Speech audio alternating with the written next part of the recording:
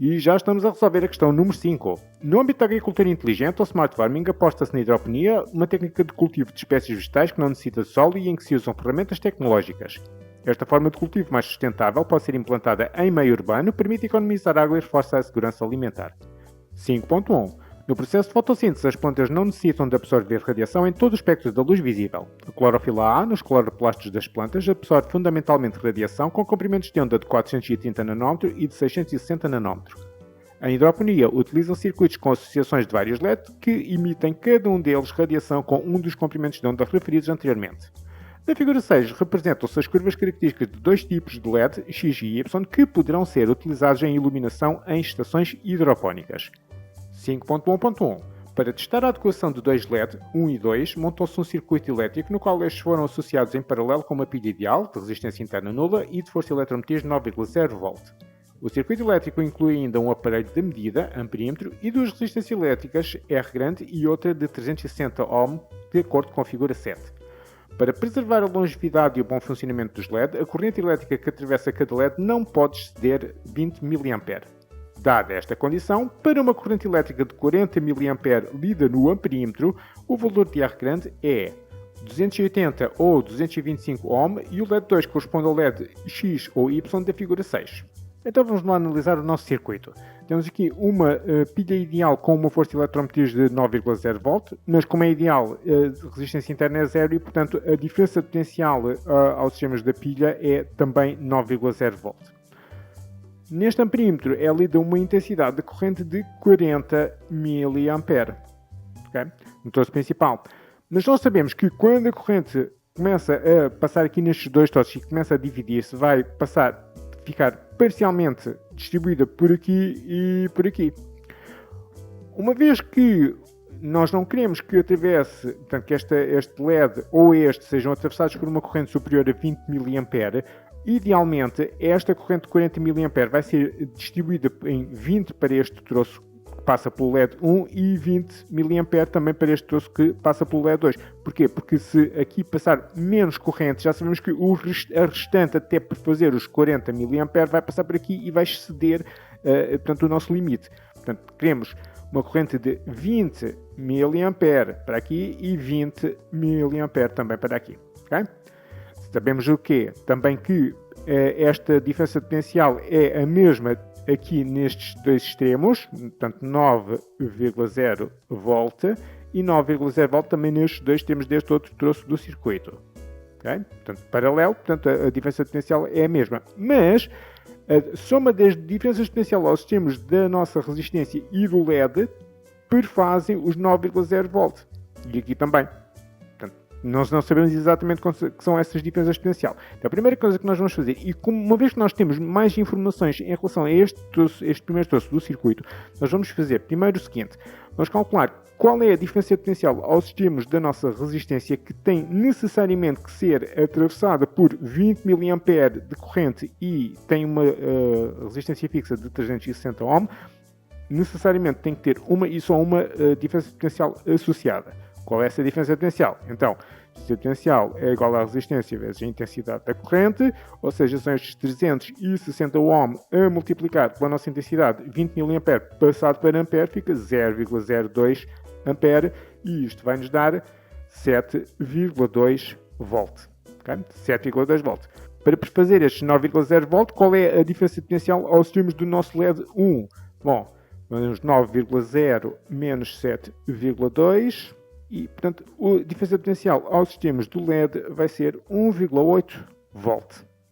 Okay? Ou seja, sabemos que este LED tem que ser atravessado por uma corrente de 20 mA e tem 1,8 volt de diferença de potencial aos seus sistemas. Vamos agora ver no nosso gráfico a que é que corresponde, se isso corresponde ao nosso LED X ou ao nosso LED Y. Então vamos procurar um LED que esteja submetido a uma diferença de potencial de 1,8 volt quando for atravessado por uma corrente de 20,0 mA. O nosso 20,0 mA tem aqui esta marca. Portanto, vamos começar aqui talvez pelo gráfico do LED X. Vamos procurar aqui aqui no eixo dos Y onde temos a intensidade da corrente. Esta é a marca dos 20. Ok. E a partir daqui para baixo nós estamos a verificar o seguinte. Portanto, a partir daqui dos 20 temos...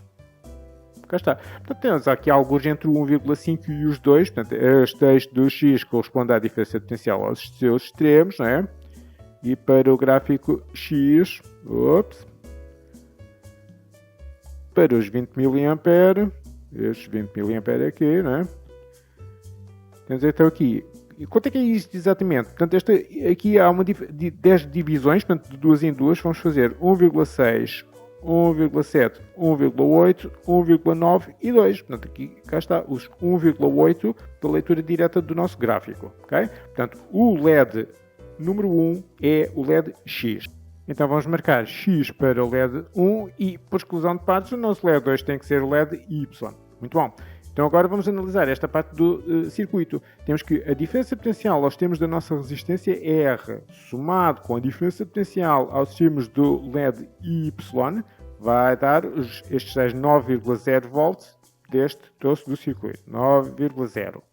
Agora vamos voltar ao nosso gráfico e ver quando submetido a uma corrente de 20 mA, qual é a diferença potencial aos termos do nosso LED Y, que é para depois irmos ver qual é a diferença potencial aos termos da nossa resistência R. E cá temos novamente o nosso gráfico. Agora, a partir, mais uma vez, dos nossos 20 mA, vamos aqui mais para a frente para o gráfico Y. Portanto, é esta linha aqui, não é? E isto corresponde a que diferença potencial? Corresponde a uma diferença potencial de... cá aqui, alguns entre os 3 e os 3,5 e vamos adotar exatamente a mesma técnica que há pouco. 2 em 2 divisões. 2. Ok, então 3,1, 3,2, 3,3, 3,4 e depois 3,5, duas divisões mais à frente. O nosso valor aqui é 3,4. Então, a diferença potencial aos termos da resistência R mais os 3,4 que nós acabamos de determinar da leitura do gráfico dá os tais 9,0 volt. Vamos passar para o outro lado. Ficamos com a resistência. A diferença potencial é 9,0 menos 3,4 que dá 5,6 volt. Muito bom. Então agora, qual é o valor desta resistência? Bom, o valor da resistência é a diferença potencial aos seus termos a dividir pela intensidade da corrente que atravessa a resistência, que nós decidimos que era 20 mA, por causa de conveniência dos LEDs, não é? Ficamos com 5,6 para a diferença potencial a dividir por os 20 mA, 0,02 A. Isto dá-nos quanto? Vai-nos dar uma resistência de 280 ohm. E cá está o valor da nossa resistência. Então isto significa que o valor de R é 280 ohm e o LED 2 corresponde ao LED Y da figura 6. Portanto, vamos escolher a opção A para responder a 5.1.1. 5.1.2. Para determinar o comprimento de onda da componente espectral de maior intensidade da radiação emitida por um LED, realizou-se uma atividade experimental de difração. A montagem experimental está esquematizada na figura 8. Com uma rede de difração de 1000 linhas por milímetro, situada a uma dada distância L do LED ligado, observa-se um espectro, estando a cor da componente espectral de maior intensidade a uma dada distância B do LED. O comprimento de onda, lambda, da componente espectral de maior intensidade pode ser obtido a partir da expressão D seno de θ igual a n lambda, em que n corresponde à ordem do máximo, o primeiro máximo visível tem n igual a 1, D representa a distância entre o centro de duas linhas consecutivas na rede de difração. θ representa o ângulo entre a direção perpendicular à rede de difração e a direção entre o observador e o primeiro máximo da componente espectral.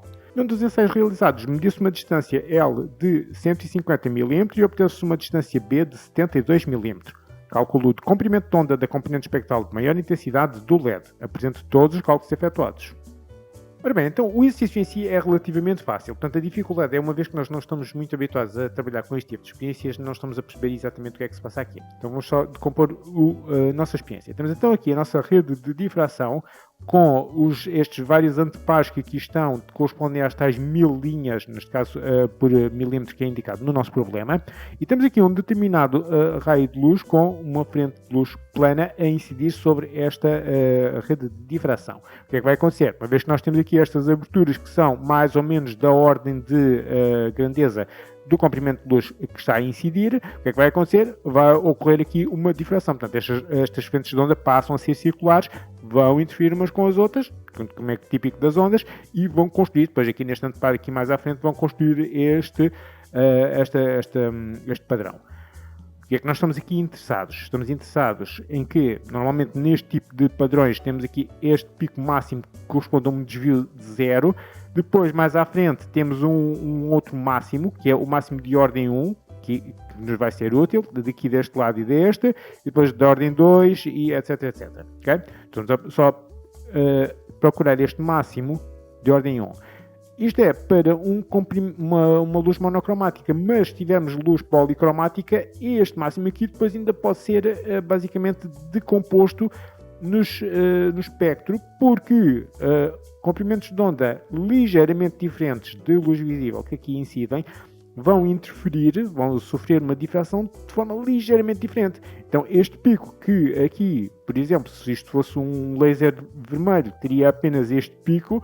Se fosse luz branca, com os vários comprimentos de onda, aqui teria, também seria decomposto, portanto os azuis, os vermelhos, os amarelos e os violetas, portanto seriam tudo decomposto em ângulos, todos eles ligeiramente diferentes em relação portanto, a esta direção 0. Isso significa que, a partir daí, nós podemos ir buscar o ângulo da radiação que é mais intensa, porque uma das radiações, um destes comprimentos de onda vai ser mais intenso do que os outros. É isso que nós estamos à procura neste θ aqui. Okay? E já nos é dado na experiência exatamente quanto é que são as dimensões para calcularmos este θ. Então, vamos lá fazer os nossos cálculos. Então, a primeira coisa que nós vamos fazer é pegar na nossa equação d seno de θ igual a n lambda. O objetivo é descobrir o lambda, portanto vamos resolver a equação em ordem ao lambda. Então, se passar o n para o outro lado, fica d seno de θ sobre n. Mas nós já chegámos à conclusão que o n seria igual a 1, portanto é o de primeira ordem, portanto ficamos com lambda igual a d seno de θ. E agora vamos buscar cada uma destas duas coisas. A primeira coisa que eu vou fazer é talvez o seno de θ. Então, temos a seguinte informação. Temos aqui este L e este B, sabemos que fazem um ângulo reto, e temos aqui este θ. Portanto, através de trigonometria muito elementar, sabemos que a tangente deste ângulo θ é o cateto oposto, portanto, o B sobre o L, que é o cateto adjacente. E quanto é que é o B? O nosso B vai ser... não é necessário passar para metros, porque ambas as medidas estão na mesma unidade. Isto, de qualquer forma, vai dar um número que é adimensional. Portanto, fica simplesmente 72 mm para o B e 150 mm para o L. Quanto é que vai ser o nosso θ? O nosso θ vai ser o arco cuja tangente é 72 sobre 150, que é aproximadamente 26,641 graus. Okay?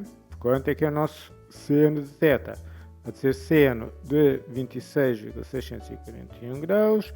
Isto será então aproximadamente 0,433. Fantástico. Agora, em relação ao nosso... portanto, o seno de θ já está. Em relação ao parâmetro D, eu sei que existem 1000 linhas por milímetro. E isto significa que a distância, portanto, se eu dividir 1 milímetro por essas 1000 linhas, então automaticamente vou obter a distância entre os centros de cada uma das grelhas. Então, 1 milímetro, vou só transportar isto para metros, fica 1,00 vezes 10 a menos 3. Vou fazer aqui a mesma coisa com 1000, deixar aqui 3 algarismos significativos, vezes 10 ao cubo. Isto vai nos dar 1,00 vezes 10 menos 3 vezes 10 a menos 6. Ok? E isto vem em metro, porque isto aqui também já vem em metro. Isto aqui não tem dimensões. Muito bom. Então agora é só mesmo substituir na equação. Vamos regressar aqui ao nosso lambda e fazer lambda igual a 1,00 vezes 10 a menos 6 multiplicar pelo nosso seno de θ, que era 0,433. E isto dá-nos 4,3 vezes 10 a menos 7 metros. Este é o comprimento de onda da radiação mais intensa daquele LED. E, portanto, a 5.1.2 já está respondida. 5.2. Nesta técnica utilizam-se estações hidropónicas constituídas por várias unidades. Uma determinada unidade hidropónica beneficia de um enriquecimento do ar em hidróxido de carbono, CO2, para valores de 800 partes por milhão em volume. A percentagem de referência de CO2 no ar é 0,038% em volume. Admita que o volume do ar da unidade hidropónica é 3,0 cm3 e que, nas condições de pressão e temperatura desta unidade, o volume molar é 24,0 cm3 por mol. Calcule o aumento da quantidade de CO2 na unidade hidropónica caso se proceda ao referido enriquecimento do ar em CO2 nas condições de pressão e temperatura indicadas. Apresente todos os cálculos efetuados.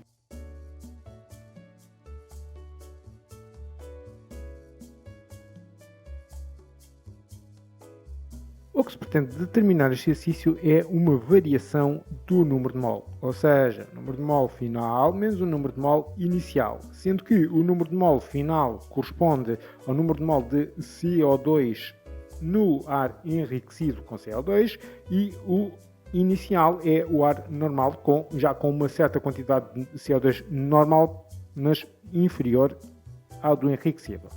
Então vamos calcular o seguinte, vamos determinar primeiro para o ar enriquecido qual é a quantidade de substância. E como é que nós vamos fazer isso?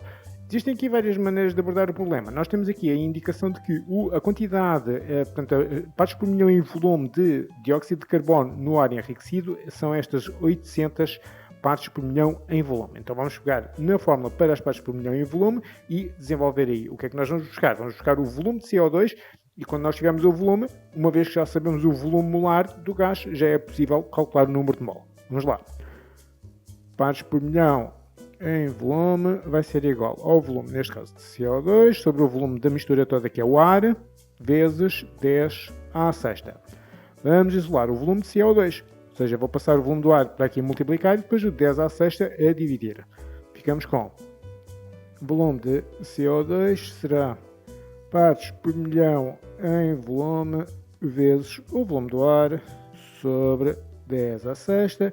Isto vai nos dar, as partes por milhão em volume, 800, vezes o volume do ar, 3,0 cm3, é preciso fazer conversões de unidades, fantástico, 10 à sexta. Isto vai nos dar 2,4 vezes 10 a menos 3 decímetro cúbico de CO2. Okay? Muito bom, isto corresponde a que mol? Ora, nós já sabemos que o número de mol é o volume do gás dividido pelo seu volume molar. Portanto, isto vai ser o volume, este volume que nós acabamos de determinar de CO2, okay? 2,4 vezes 10 a menos 3, a dividir pelo volume molar, que nas condições em questão é de 24,0. Okay? E isto corresponde a 1,00 vezes 10 elevado a menos 4 mol. Muito bom, agora vamos fazer exatamente o mesmo cálculo, ou um cálculo muito semelhante para o nosso ar normal. Okay? Quantidade de CO2 no ar normal, quantidade de substância. Para o ar normal, temos não uma partes por milhão em volume, mas sim uma percentagem em volume, que é basicamente a mesma coisa. Ora bom, então vamos lá. A percentagem em volume vai ser o volume de CO2 sobre o volume de ar, mas agora em vez de ser a multiplicar por 10 à sexta, é a 10 ao quadrado. De qualquer forma, vamos fazer exatamente a mesma coisa de um ponto de vista matemático. Vamos passar o volume do ar para este lado a multiplicar e o 10 ao quadrado a dividir. Ficamos com porcentagem em volume vezes o volume do ar a dividir por 10 ao quadrado será então 0,038 vezes 3,0 decímetro cúbico do volume do ar sobre 10 ao quadrado, que é 1,14 vezes 10 a menos 3 decímetro cúbico. Okay? Novamente, agora para o número de mol. O nosso número de mol vai ser mais uma vez o volume do gás sobre o seu volume molar, ou seja, 1,14 vezes 10 a menos 3 sobre, mais uma vez, os 24,0 cm3 por mol, 4,75 vezes 10 a menos 5 mol de CO2. Okay? Então vamos voltar ao nosso cálculo inicial. Esta variação da quantidade de substância, o número de mol final, que é quando nós enriquecemos o gás, portanto é estes 10, 1,00 vezes 10 a menos 4, 1,00 vezes 10 a menos 4, menos a quantidade inicial que era o ar normal, antes de ter sido enriquecido, que era os 4,75 vezes 10 a menos 5. 4,75 vezes 10 a menos 5. Isto vai nos dar 5,25 vezes 10 a menos 5 mol. Agora, vamos apresentar este resultado como 5,3 vezes 10 a menos 5 mol. Portanto, isto vai ser o nosso resultado final por causa de dois algarismos significativos, por causa desta limitação destes dois algarismos significativos do volume do ar dos nossos dados. Portanto, a resposta à questão 5.2 já está dada. 5.3. Durante o período de crescimento das espécies vegetais, utiliza-se o íon potássio em soluções aquosas. Para preparar uma solução aquosa de sulfato de potássio, K2SO4 aquoso, diluída, adicionaram-se iguais volumes de água dura, com uma concentração de cálcio de 0,010 mol por centímetro cúbico, e de uma solução de K2SO4 aquoso previamente preparada. Após a mistura, a concentração de SO4 2- aquoso na solução diluída é 9,00 vezes 10 a menos 3 mol por centímetro cúbico. Admita que à temperatura a que se realizou a diluição, o produto de solubilidade KS do sulfato de cálcio, CaSO4, é 7,10 vezes 10 a menos 5 e que são desprezáveis as contribuições dos íons K+, e SO4 2- provenientes da água dura. Na solução diluída, a concentração do íon potássio K+ é 1,80 vezes 10 a menos 2 ou 9,00 vezes 10 a menos 3 mol por centímetro cúbico e há ou não há formação de precipitado CaSO4 sólido. Então, em primeiro lugar, vamos analisar a concentração do íon potássio. Temos o nosso recipiente, depois da mistura efetuada, e vamos só analisar aqui a situação do K2SO4. Então, o que é que nós temos aqui? Quando esta substância se vai ionizar, vai, por um lado, gerar uma certa e determinada quantidade de íon SO4 2- e 2 mol de íons K+. Portanto, tem sempre mais 2 mol de K+, em relação ao número de mol de SO4 2-. E dizem-nos que a concentração deste íon é 9,00 vezes 10 a menos 3 mol por centímetro cúbico. Automaticamente, para a concentração do íon potássio, tem que ser o dobro, tem que ser 2 vezes 9,00 vezes 10 elevado a menos 3. E isto vai nos dar 1,80 vezes 10 a menos 2 mol por decímetro cúbico. Portanto, isto leva-nos ou para a hipótese A ou para a hipótese B. Agora, vamos ver se há ou não formação de precipitado de sulfato de cálcio. Então agora vamos ver qual é o quociente da nossa reação no estado final, ou seja, depois da mistura feita. Ficamos com o quociente é igual à concentração de íon cálcio vezes a concentração de íon sulfato.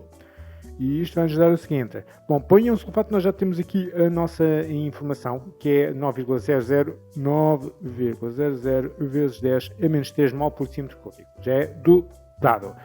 A concentração que nós temos para o íon cálcio é que, para preparar uma solução aquosa de sulfato de potássio K2SO4 diluída, adicionaram-se iguais volumes de água dura com concentração de íon cálcio de 0,10 mol por decímetro cúbico e de uma solução de K2SO4 previamente preparada.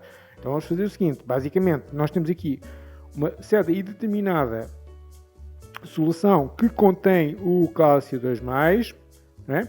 E que tem a concentração de 0,010 mol por decímetro cúbico deste íon, e depois vamos introduzir aqui numa outra solução que em princípio não vai conter este íon, mas que tem exatamente o mesmo volume. Portanto, isto é no mesmo volume. Ou seja, basicamente eu vou colocar a mesma quantidade de substância, mas vou duplicar o volume.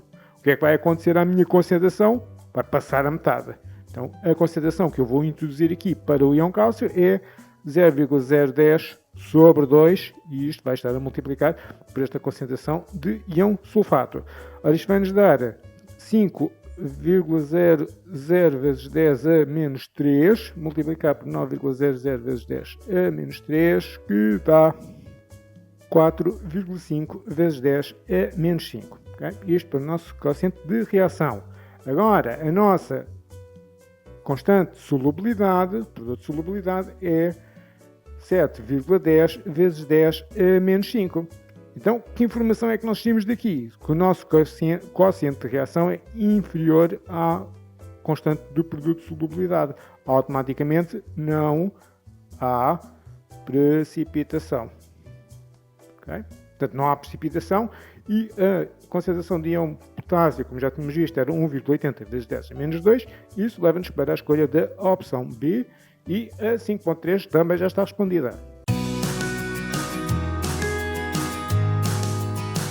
Olá, antes de irem, queria só pedir-vos para subscreverem o canal, ativem as notificações, deixem um like e partilhem nas redes sociais. Até uma próxima!